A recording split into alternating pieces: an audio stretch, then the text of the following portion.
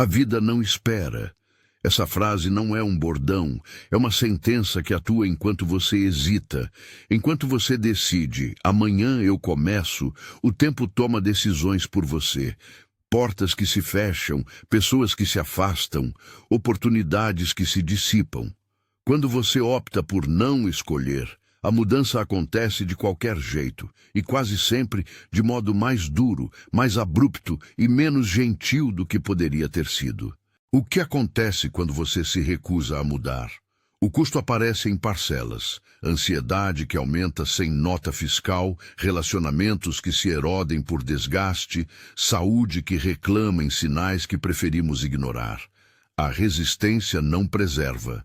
Ela acumula juros emocionais que cobram com juros compostos. Esse vídeo é um mapa prático para evitar a surra que a vida dá quando você resolve não participar da transformação. São 12 lições, não meramente filosóficas, mas ferramentas aplicáveis para assumir a mudança antes que ela te arraste.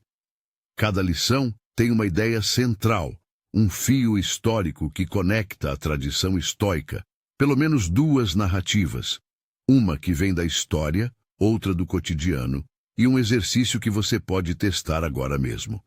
Não prometo atalhos milagrosos.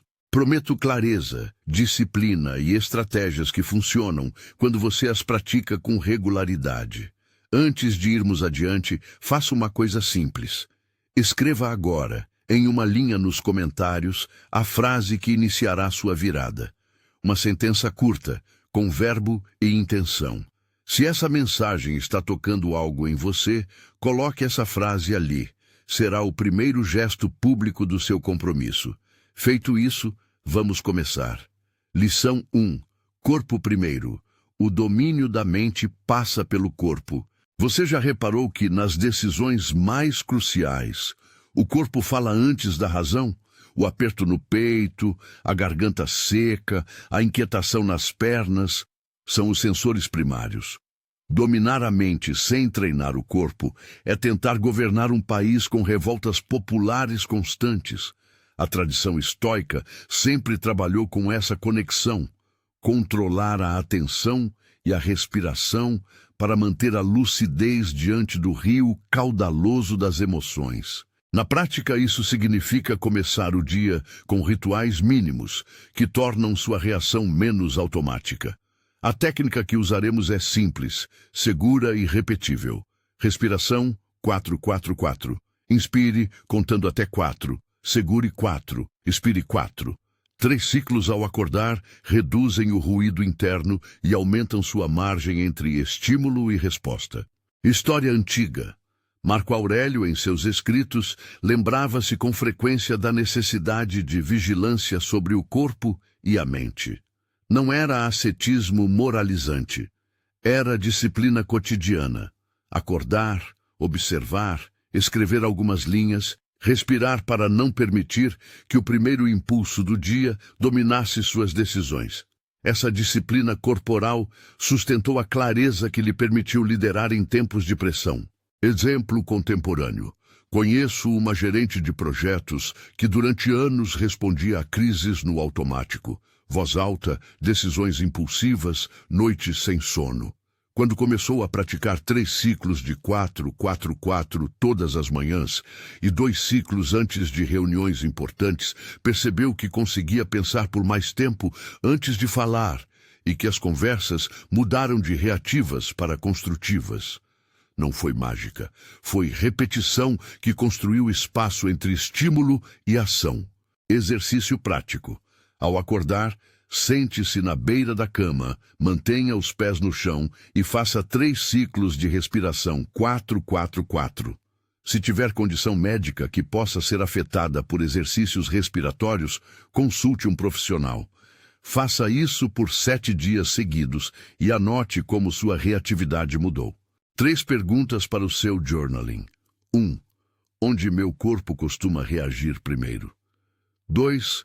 Em que situações eu perco o controle por falta de um ritual físico? 3. Que pequena prática posso repetir todas as manhãs para ganhar margem entre impulso e escolha? Mini ponte. Quando o corpo se torna palco de controle e não de sabotagem, o desconforto deixa de ser inimigo imediato. Ele passa a ser aviso. Isso nos leva à próxima lição. O aperto que você evita pode ser o solo onde você cresce. Lição 2. Aperto, mas sem descrescimento. Aprender a ver o desconforto como portal. O bambu não quebra porque tem flexibilidade. Sofre compressão e volta a erguer-se. Aprender com essa metáfora é aprender a mudar a relação com o aperto. Em vez de buscarmos conforto contínuo, reconheçamos que a pressão sistemática molda estruturas mais fortes. A vida que não se testa, enfraquece. A vida que se tensiona, cresce.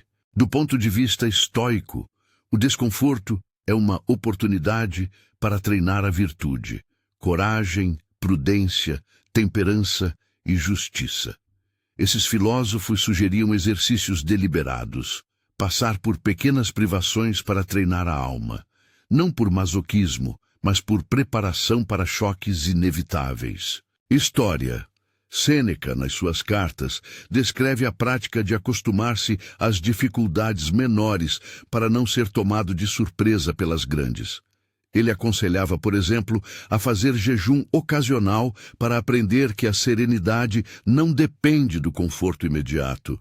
Essa ideia de dessensibilização é uma ferramenta para construir resiliência sem drama. Exemplo contemporâneo. Imagine uma pessoa que teme falar em público. Em vez de esperar pela grande apresentação, ela se expõe voluntariamente em pequenos encontros. Ofereceu-se para uma fala de 5 minutos em uma reunião menor, depois para uma apresentação comunitária. Cada pequeno aperto foi um tijolo na ponte da confiança. Não foi agradável em todos os momentos, mas quando veio a fala decisiva da carreira, a sensação de novo não foi paralisante. Exercício prático. Faça um inventário do aperto. Liste 3 áreas onde sente pressão e pergunte: o que isso me pede que eu cresça? Escolha a área de menor risco e proponha-se a um desconforto controlado durante uma semana. Por exemplo, falar por 2 minutos em uma reunião ou interromper a noite sem redes sociais 2 horas antes de dormir. Perguntas para journaling. 1. Que aperto eu evito por medo? 2. O que eu ganho quando passo por esse desconforto? 3. Como o bambu me ensina a flexibilidade? Mini ponte. Reconhecer o aperto como convite e não só como ameaça nos prepara para ver a dor com outros olhos, não como punição, mas como reveladora. É o que exploramos na lição seguinte. Lição 3. Dor revela. A crise descobre o que você é.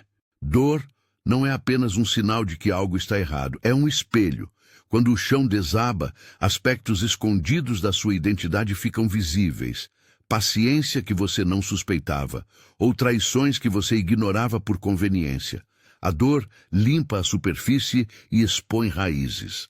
Aceitar que isso acontece é aceitar que cada crise traz um inventário inevitável e valioso. Na escola estoica, crises são provas onde as virtudes se testam.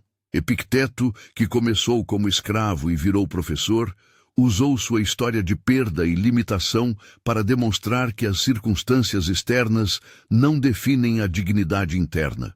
O que as dificuldades revelam pode ser transformado em plano de ação. Aquilo que dói aponta para o que precisa ser treinado.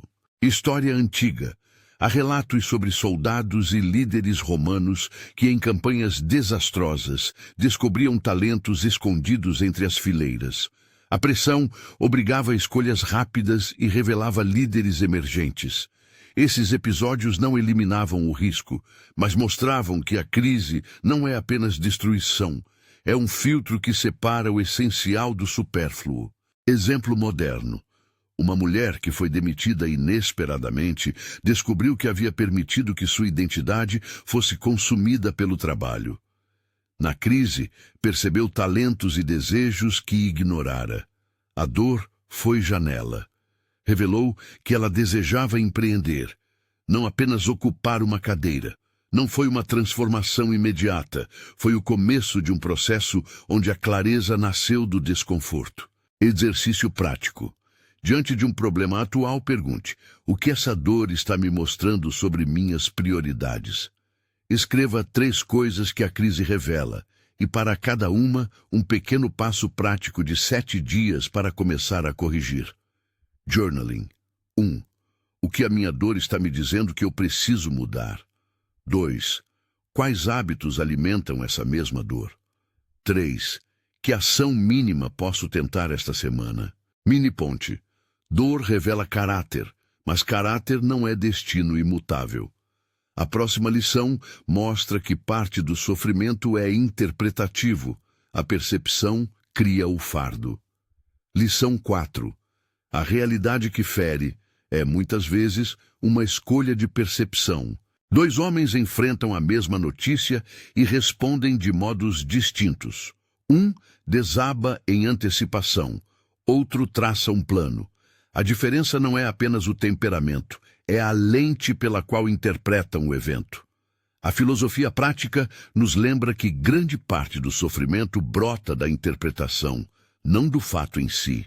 Nós não podemos controlar tudo o que acontece, mas podemos treinar como descrevemos e enquadramos essas coisas. Epicteto ensinou que não são os eventos que nos perturbam, mas as opiniões sobre eles. É um princípio simples com consequências profundas. Mudar a forma como você fala internamente sobre um problema altera o peso que ele tem sobre você. Histórico. Pense em prisioneiros que viraram mestres da resiliência. Muitos sobreviveram não por negar a brutalidade externa, mas por escolher significados que lhes devolviam agência, um objetivo a alcançar, uma história a transformar. Essa escolha de enquadramento não apaga o sofrimento, mas reduz o sofrimento secundário que criamos ao narrar a catástrofe eterna. Exemplo prático. Um homem é diagnosticado com uma condição crônica. A interpretação como fim da vida que conheço gera desespero. Encará-la como limite para uma nova vida com ajustes abre espaço para planejamento. Ambos sentem dor, mas a segunda postura permite ação focalizada. Exercício prático. Faça um controle de realidade. Liste um problema que te aflige e escreva 3 maneiras diferentes de descrever o mesmo evento. Uma dramática, outra neutra e uma terceira orientada à solução. Observe como cada narrativa muda seu nível de ansiedade e quais ações ela inspira. Journaling. 1.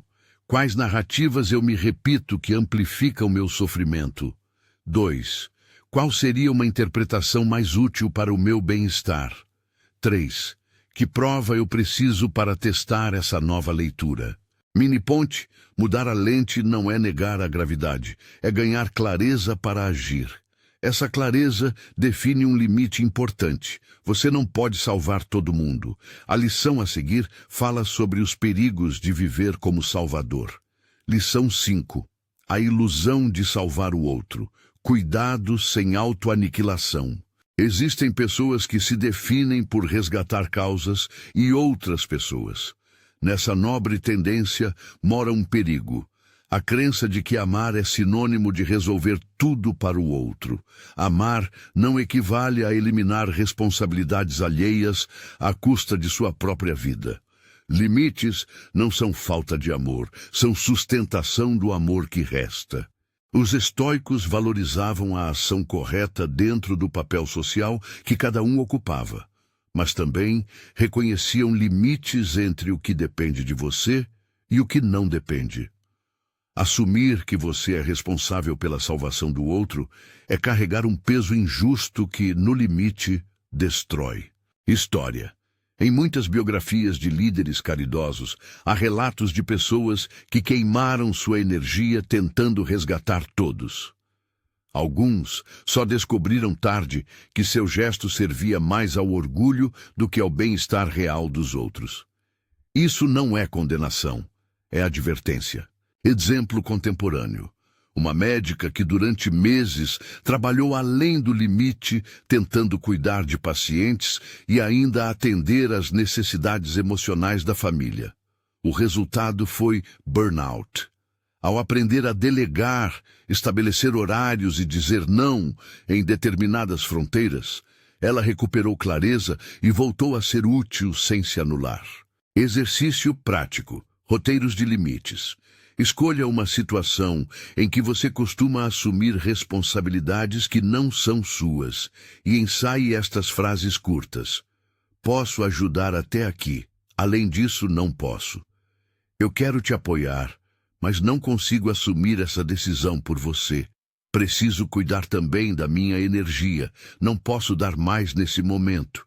Use-as em voz baixa primeiro. Depois, pratique em uma conversa controlada. Journaling. 1. Onde eu me sobrecarrego tentando salvar o outro. 2. O que acontece quando eu estabeleço um limite saudável? 3. Que pequeno limite posso testar esta semana? Mini ponte. Estabelecer limites não é uma sentença de solidão. É uma estratégia de longevidade relacional.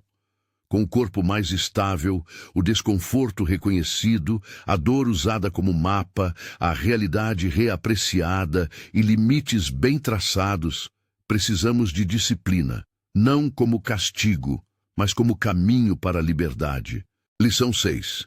Disciplina. Isso é liberdade.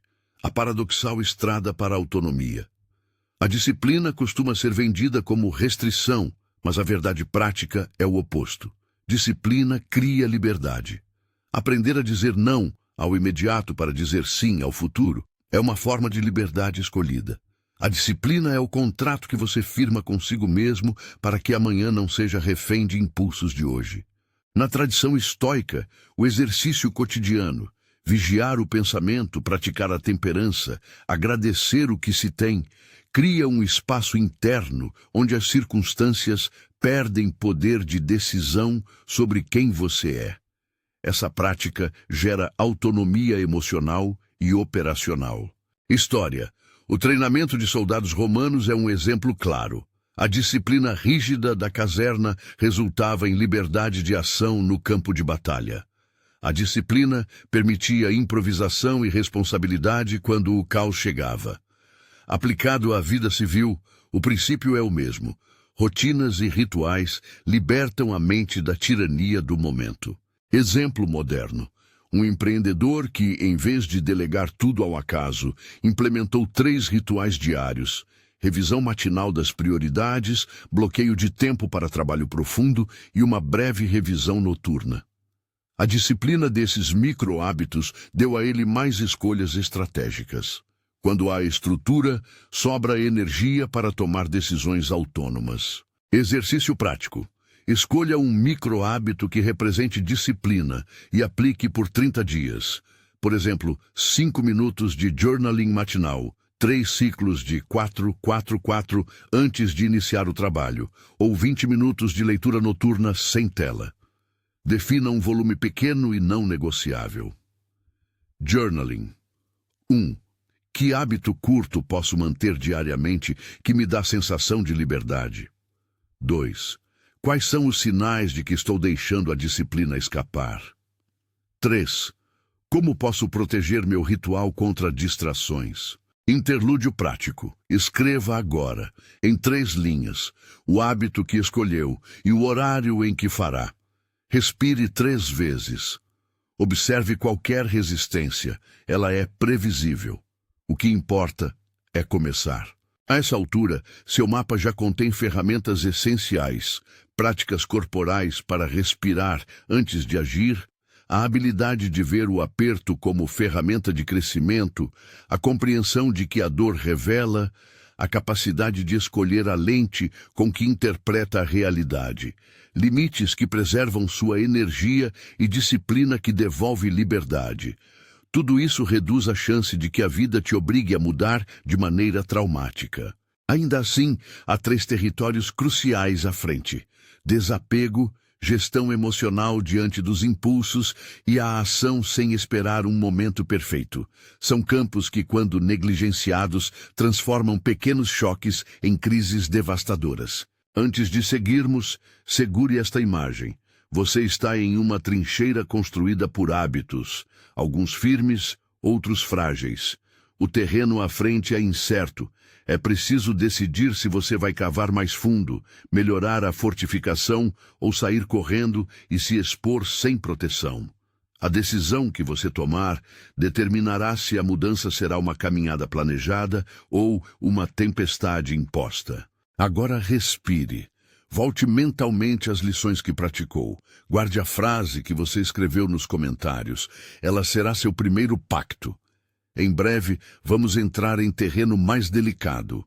Soltar o que prende, administrar emoções que parecem máquinas de sabotagem e agir mesmo quando o momento perfeito falha em aparecer.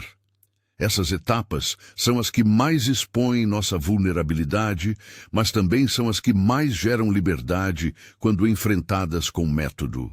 Lição 7. Soltar como amor próprio. Criar espaço para o novo letting go é uma ação proativa, não um desistir derrotado. Soltar é um movimento corajoso que cria espaço para ideias, para pessoas, para hábitos que ainda não nascemos para carregar. Quando você segura demais, aquilo que segura consome seu tempo, energia e atenção. Muitas vezes pensamos que perseverar é sinal de coragem, mas há perseverança que é teimosia que nos mantém presos ao mesmo padrão de dor. Soltar, quando feito com clareza, é um gesto de amor próprio. Os estoicos não falaram de desapego como frieza, falaram de autonomia emocional. Marco Aurélio, ao refletir sobre perdas, lembrava que aceitar o curso das coisas permitia agir melhor dentro das possibilidades. Não se trata de indiferença, mas de reconhecer limites do seu controle e investir energia onde seu esforço tem retorno. Soltar não é abdicar da responsabilidade, é escolher a responsabilidade por você mesmo antes de assumir a responsabilidade por tudo. História histórica. Há relatos de filósofos e generais que deixaram propriedades, títulos ou alianças quando perceberam que essas amarras corroíam seu propósito maior. Um general que segurava territórios que já não dava para defender só para preservar honra, acabou perdendo a força de um exército inteiro. Ao decidir soltar, redirecionou recursos e salvou o núcleo de sua missão. A lição prática. O que se preserva por vaidade pode destruir o que realmente importa. Exemplo contemporâneo. Catarina era casada há 10 anos quando percebeu que o relacionamento havia se tornado uma rotina de concessões que a anulavam. Ela tentou ajustar, adaptar, consertar por anos, terapia após terapia, promessas e recomeços. Um dia entendeu que o esforço já não movia a ponte, só servia para mantê-la em uma posição que não era mais compatível com o ser que vinha se formando. Soltar foi doloroso, mas libertador. Abriu espaço para reconstruir uma vida com mais autenticidade. Não foi uma decisão puramente emocional. Foi um conjunto de ações práticas, organizar finanças, conversar com amigos, buscar apoio legal quando necessário e estabelecer um ritual de autocuidado para não se perder no processo. Exercício prático. Faça o inventário do apego. Liste 5 coisas, relações ou hábitos que você mantém por causa de obrigação, medo ou imagem, não por alegria. Para cada item, responda: o que eu sacrifiquei por mantê-lo? E qual seria um pequeno gesto de desapego que posso testar esta semana? Escolha apenas um e implemente um sinal visível que represente o soltar. Pode ser desfazer-se de um objeto que te prende, cancelar uma assinatura que só gera ruído ou dizer uma frase curta a alguém. Eu preciso priorizar meu equilíbrio. Vou me afastar um pouco. Journaling 1. O que eu perco ao manter este apego? 2. Que medo surge quando penso em soltar? 3. Que benefício concreto pode vir da liberdade que ganha? Miniponte. Soltar não esvazia sua vida. Ela a ilumina. Quando você libera espaço, algo novo pode nascer. Mas para que isso ocorra, é preciso aprender a administrar as emoções que emergem no processo. A lição que vem a seguir trata exatamente disso. As emoções são passageiros. Seu comando reside no intervalo entre sentir e fazer. Lição 8. Emoções são passageiros. O intervalo é sua margem de liberdade. Uma emoção pode ser poderosa e, ao mesmo tempo, efêmera. Raiva, tristeza, euforia, medo, todas elas vêm como ondas. O segredo não é reprimir a onda, mas aprender a surfar ou esperar que ela passe antes de construir com base nela. Esse intervalo entre o impulso e a ação é o terreno da liberdade. É nele que a sua escolha realmente acontece. Epicteto ensinou que a liberdade moral reside na resposta às impressões, não na ausência delas. Sentir não é erro. Agir impulsivamente pode ser. Desenvolver o espaço interno, respiração, pausa, pergunta, evita decisões que, tomadas no calor do momento, nos levariam a caminhos que depois lamentamos. História antiga. Em várias biografias de líderes e pensadores, há relatos de decisões repentinas que arruinaram reputações. Um imperador, impelido por um ciúme repentino, ordenou uma ação que custou vidas e instabilidade política. Em contraste, líderes que aprenderam a esperar, a filtrar suas emoções com razão e hábito, agiam com eficácia. A disciplina emocional não anula a sensibilidade. A régula. Exemplo cotidiano. Pedro recebe uma mensagem com uma crítica ácida de um colega. Sua primeira vontade é responder à altura, humilhar, justificar, atacar. Em vez disso, ele respira, faz 3 ciclos de 4-4-4, escreve uma resposta, mas não a envia por 24 horas. Ao reler, percebe que grande parte da raiva vinha de uma insegurança antiga. O intervalo salvou uma relação profissional e preservou sua reputação. Exercício prático. Pratique a regra dos 3 passos. Sentir, pausar, decidir. Quando uma emoção forte surgir, nomeie-a em voz baixa. Isto é raiva. Isto é medo. Faça 3 respirações lentas, 4-4-4. Se houver condição médica, consulte um profissional. E pergunte, que ação construtiva serve agora? Faça isso 3 vezes por dia durante 7 dias. Journaling. 1. Quais emoções me dominam com mais frequência? 2. Que padrões de ação impulsiva eu reconheço? 3. Qual foi uma decisão tomada no calor do momento que eu teria evitado se tivesse um intervalo? Mini ponte. Aprender a esperar não é procrastinar, é escolher melhor. Assim estruturada, sua ação deixa de ser reatividade e se torna estratégia. E é essa estratégia que permite agir mesmo quando o cenário ideal não aparece. A próxima lição foca nisso. Agir sem esperar o momento perfeito. Lição 9. Pare de esperar o momento perfeito. Clareza nasce no movimento. O perfeccionismo e a espera por condições ideais geram um estado de limbo. Quando eu tiver X, aí sim. A vida rara vez oferece o quadro perfeito para começar. Quem espera por luz verde permanente corre o risco de perder janelas de oportunidade. O estoicismo não prega o salto cego. Defende ação informada e constante, aceitando imperfeição como parte do processo. Sêneca alertava para o vício de adiar. A procrastinação se alimenta de medo. Ele dizia que a vida fica encurtada quando deixamos para mais tarde aquilo que podemos começar agora. Essa ideia não é sobre pressa, mas sobre converter intenção em movimento, mesmo que pequeno. História.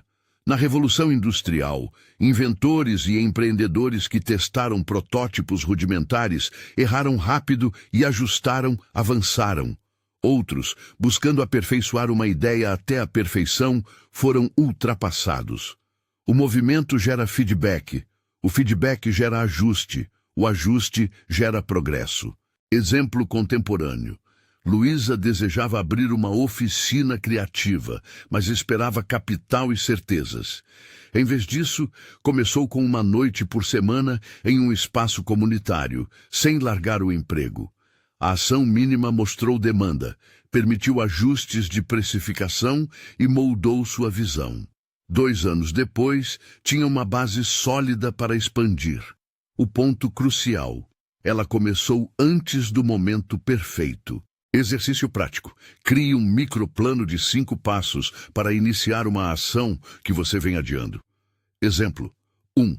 Defina o objetivo mínimo viável. 2. Escolha 15 minutos por dia.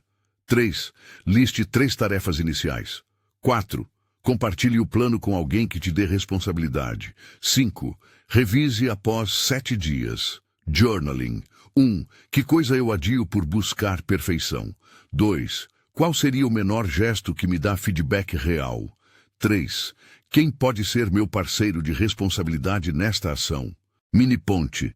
Começar com o movimento reduz o sofrimento antecipado. Esse comportamento que cria cenários de desastre que raramente se realizam. A lição 10 examina exatamente o prejuízo de sofrer antes do tempo. Lição 10. Sofrer por antecipação é desperdício. Traga-se ao presente. Nossa mente é máquina de projeção. Criamos futuros dolorosos que muitas vezes nunca acontecem. Sofrimento antecipado consome energia que poderia ser investida em preparação real. É diferente planejar para riscos reais. É diferente treinar para uma contingência. Sofrimento antecipado é criar um filme catastrófico e viver como se ele já tivesse estreado. Os estoicos propunham um exercício de imaginação negativa, imaginar perdas para diminuir o choque quando elas surgem, mas sempre com o objetivo prático: diminuir o pânico e aumentar a preparação. A imaginação negativa ajuda quando é usada como treino, não como martírio. Sofrer por antecipação sem ação é uma armadilha que rouba tempo e clareza. História. Muitos líderes que passaram por calamidades relatam ter gasto mais energia temendo catástrofes do que lidando com elas quando ocorreram. Um comerciante que passava noites imaginando fracassos financeiros acumulou ansiedade que o levou a decisões precipitadas. Em contraste, quem usou a imaginação para preparar planos alternativos estava emocionalmente mais disponível quando as contingências surgiam. Exemplo prático. Você tem uma reunião importante e imagina cenários de humilhação, perda de emprego, exposição. Em vez de se imobilizar, faça a preparação prática. Revisite pontos-chave, reveja números, treine respostas para perguntas complexas. A energia da antecipação, redirecionada, vira preparo e reduz o dano real. Exercício prático. Escreva o pior cenário plausível para uma situação que te preocupa e, ao lado, escreva 3 ações concretas que reduziriam o impacto desse cenário. Se perceba preso em catástrofe mental, faça 4-4-4 e volte ao presente. Journaling. 1. Que preocupações me consomem sem me oferecer solução? 2. Qual é o pior cenário plausível e que parte dele eu posso controlar? 3. Que ação prática posso tomar hoje que reduz a probabilidade desse cenário? Mini ponte. Sofrer por antecipação drena sua energia. Preparar-se com intenção a conserva. Mas preparar não é acreditar em merecimento cósmico. A vida não nos deve nada. Lição 11. Investiga essa ideia com firmeza. Lição 11. A vida não te deve nada. Agir por integridade, não por expectativa. Existe uma narrativa confortável que diz: se eu fizer tudo certo, a vida vai me recompensar. Essa crença é uma armadilha quando transforma justiça em expectativa. A realidade é que o universo, a sociedade, as pessoas, nenhuma dessas instâncias nos devem retorno proporcional às nossas ações. Isso não é pessimismo, é liberdade prática.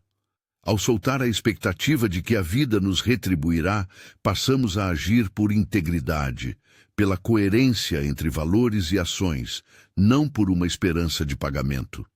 Os estoicos eram claros: viva conforme a virtude, sem demanda por reconhecimento externo. Marco Aurélio repetia que devia suas ações ao dever, não ao louvor. Essa postura reduz ressentimento e cria paz interna quando o mundo não retribui conforme calculamos. História. Pense em reformadores e ativistas que trabalharam por causas que nunca foram compensadas pessoalmente. Muitos não obtiveram reconhecimento em vida, mas mantiveram coerência porque sua ação não dependia de retorno imediato. Para eles, a recompensa era interna, sentido, integridade e a paz de quem fez o que considerava certo. Exemplo contemporâneo. Um professor dedica horas extras a alunos sem promessa de promoção. Ele não espera que o sistema o agradeça. Ele age porque sua ética profissional o exige. Em muitos casos, o retorno financeiro ou social não é proporcional, mas o trabalho bem feito garante uma forma de liberdade interna que é resistente às circunstâncias externas. Exercício prático. Faça um exercício de integridade. Escolha uma área da sua vida em que você tem esperado um reconhecimento e faça uma ação alinhada ao seu valor sem esperar retorno. Escreva um texto, ofereça ajuda, organize algo. Observe como muda sua relação com a atividade quando o foco é o valor intrínseco. Journaling. 1. Onde eu cultivo expectativas que me frustram.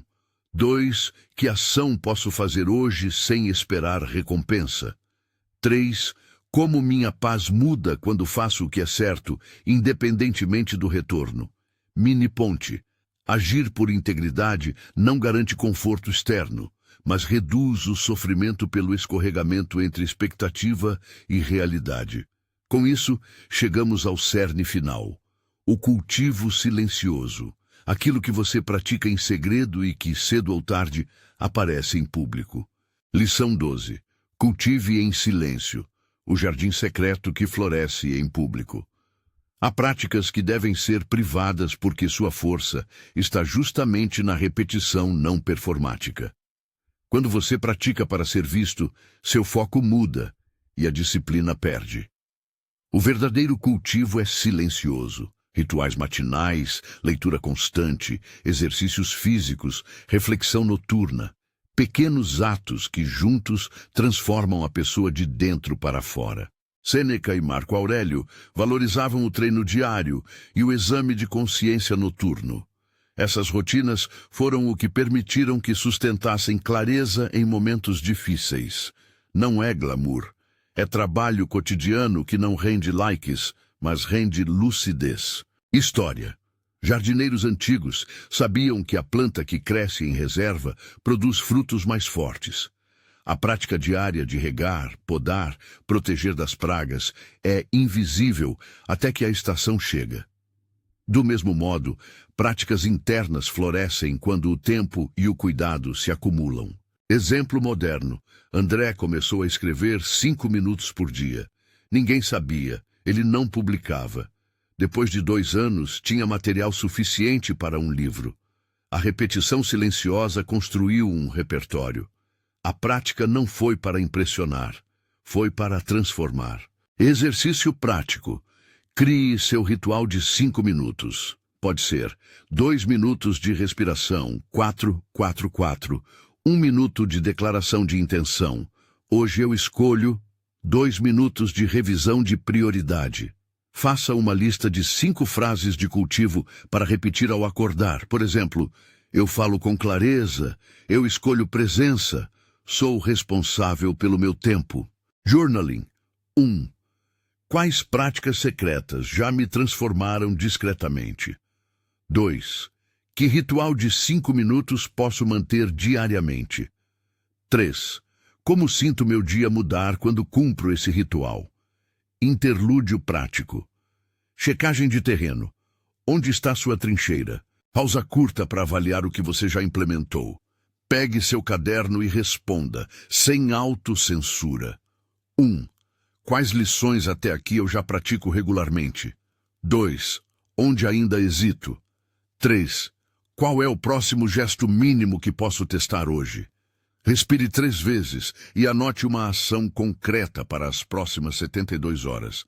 Se sentir que alguma parte do processo desencadeia ansiedade profunda ou lembranças difíceis, lembre-se. Procurar suporte profissional é sinal de coragem. A prática do estoicismo não substitui ajuda especializada quando necessária. Clímax, escolha agora o pacto prático contra a mudança imposta. Tudo o que vimos converge para um confronto essencial.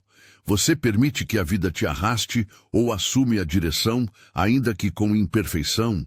Escolher é um ato de coragem que não depende de condições ideais, mas de um compromisso simples e repetível. O pacto que proponho é prático, verificável e projetado para 30 dias. Não promessas de transformação total, mas uma estrutura para que você experimente a mudança sob seu controle. O pacto de 30 dias. 1. Ritual matinal de 5 minutos. 3 ciclos de 4-4-4. Declaração de intenção e escrita rápida de uma prioridade. 2. Um micro-hábito de disciplina. Escolha uma tarefa de 5 minutos que represente avanço. Escrever, praticar, estudar e cumpra-a diariamente. 3. Um exercício de desapego semanal. Escolha algo que você solta durante a semana. Desfazer-se de um objeto, dizer não, cancelar uma demanda. 4. Um treino de intervalo emocional. Aplicar a regra, sentir, pausar, decidir 3 vezes por dia. 5. Um compromisso social. Compartilhe a frase de virada que você deixou nos comentários com uma pessoa de confiança como forma de responsabilidade. Escreva agora, em uma linha no seu caderno, a sua frase de virada. Curta, com verbo no presente. Coloque-a em um lugar visível durante 30 dias. Esse é o símbolo do seu pacto. Comprometer-se não é garantia de conforto, mas é garantia de direção. Se daqui a 30 dias você voltar e disser que tentou e ampliou, você terá começado a transformar a resistência em movimento. Mini história final do confronto. Conheço alguém que fingia não ouvir um chamado interior. A vida chegou com uma série de eventos que pareceram um empurrão brutal. Ele perdeu emprego, casa e saúde de maneira rápida. Quando reconstruía, falou: "Se eu tivesse escolhido antes, teria sofrido menos." Essa frase é dura, mas útil. A mudança imposta costuma ser mais cara. O outro lado da moeda é que a mudança escolhida nem sempre é suave, mas é menos sádica, porque você tem voz no processo. Conclusão prática, síntese e rota de saída. Reúna as lições em frases de efeito para carregar como lanterna em noites escuras. 1. Corpo primeiro. Ganhe margem respirando. 2. Aperto. Crescimento. Veja o desconforto como treino. 3. Dor revela. Aceite o inventário que a crise traz. 4. Percepção cria realidade. Escolha sua lente. 5. Não tente salvar o que não é seu. Limites salvam relações. 6. Disciplina. Liberdade. Micro-hábitos devolvem escolhas. 7. Soltar é amor próprio. Crie espaço para o novo. 8. Emoções são passageiros. O intervalo é poder. 9. Não espere perfeição. Clareza nasce no movimento. 10. Pare de sofrer por antecipação. Redirecione energia para preparo. 11. A vida não te deve nada. Haja por integridade. 12. Cultive em silêncio. O jardim secreto floresce. Plano de ação imediato. O que fazer hoje? Escreva sua frase de virada em um papel e fixe-a na sua mesa. Faça o ritual matinal de 5 minutos. 3 ciclos de 4-4-4. Declare a prioridade do dia em voz baixa e escreva-a. Identifique um apego a soltar e execute um pequeno gesto simbólico. Envie sua frase de virada a uma pessoa de confiança. Se precisar de suporte técnico para implementar essas práticas, lembre-se, procurar orientação profissional é sensato quando emoções ou situações excedem sua capacidade de manejo. Tudo o que propus aqui são ferramentas práticas e testáveis, não substitutos de acompanhamento clínico quando necessário. Interlúdio final. Ancoragem. Antes de terminar, feche os olhos por um instante, se for seguro, e visualize a sua trincheira. O que está sólido, o que está frágil, o que você pode reforçar hoje. Imagine plantar uma muda no seu jardim secreto. Ela precisa de um mínimo de água e atenção para crescer. O que será essa muda? Uma disciplina? Um limite? Um desapego? Anote. CTA final e convite ao aprofundamento. Se esta mensagem mexeu com você, inscreva-se no canal e confira a playlist recomendada para aprofundar cada lição com exercícios guiados e reflexões práticas. Se topar o desafio, deixe nos comentários como foi sua frase de virada e depois de 30 dias, volte e compartilhe o que mudou. Sua experiência pode acender a lanterna de outra pessoa. Despedida firme. A vida não espera, mas você pode escolher esperar menos e agir mais, com método, com compaixão e com coragem. Não é necessário esperar uma grande catástrofe para descobrir que precisa mudar. Faça hoje o gesto mínimo que sinaliza sua decisão. A mudança escolherá você, sim, mas é preferível que seja você quem a convide. Vai lá, escreva a frase, respire e comece.